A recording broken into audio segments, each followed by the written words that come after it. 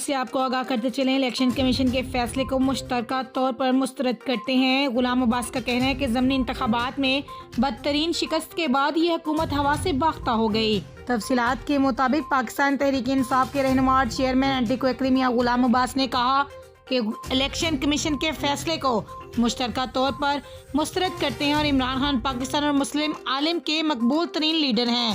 انہوں نے مزید کہا کہ آج کے فیصلے نے عمران خان کا موقف سچ ثابت کر دیا۔ Election commission P D M حکومت کی بی ٹیم ہے اور آج کا فیصلہ تاریخ کا سیاہ ترین باب ہے۔ انہوں نے یہ بھی کہا کہ ایسے فیصلوں کو عوام تاریخ کے کوڑے دان میں پھینکتے ہیں۔ ہمت کریں اور عوامی عدالت میں موخان کا مقابلہ کریں۔ اور ضمنی انتخابات میں بدترین شکست کے بعد یہ حکومت ہوا سے باختہ ہو گئی۔ انہوں نے مزید کہا کہ عمران خان زیادہ طاقت سے واپس آئیں گے۔ ایسے ہتھ کنڈوں سے حقیقی آزادی مارچ کا راستہ نہیں روکا جا سکتا۔